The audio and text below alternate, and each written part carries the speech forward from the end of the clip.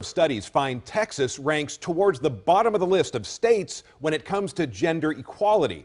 It can be a touchy topic. Jeffrey Tobias Halter deals with the issue all the time. He is a gender strategist for major corporations and the author of a couple of books, including Why Women. Thank you for coming in. Absolutely, my pleasure. One thing you say to women is that they should open a conversation where they work about the issue of gender equality and bring in other women as well as men in the workplace. Believe it or not, men actually have to start that dialogue. They have to be courageous enough. In my work, I find there are actually about 30% of men who want to support women's leadership advancement, but we don't know what to do.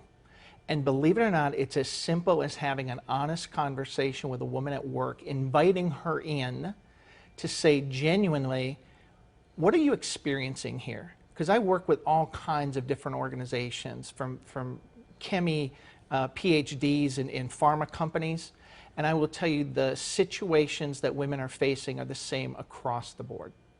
So that's a great place to start. Now, you also say that a lot of women, or the vast majority, think that the key to advancing in the workplace is simply about hard work and productivity, and you're here to say that really men see it differently. Yeah, this is really fascinating. 70% of women think promotions are driven by hard work, putting their head down and working hard. Now that's a given. 77% of men believe that who you know counts for as much or as well as how you do your job. And so women have this belief around meritocracies that if I just work hard, someone will tap me on the shoulder and come and get me. Women need to be very clear around what their expectations are. They need to ask for that next job. They need to set themselves up for success. And they need to realize that their male counterparts are in fact doing this without them even being aware of it. And one very helpful thing then is to sit down with your boss, your supervisor, early in the year and lay out some goals, some metrics for the coming 12 months. Absolutely. Women tend not to toot their own horn.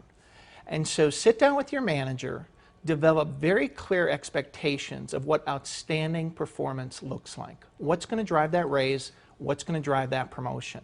And then document that throughout the year and do regular check-in calls. And if you have to force that process, force that process.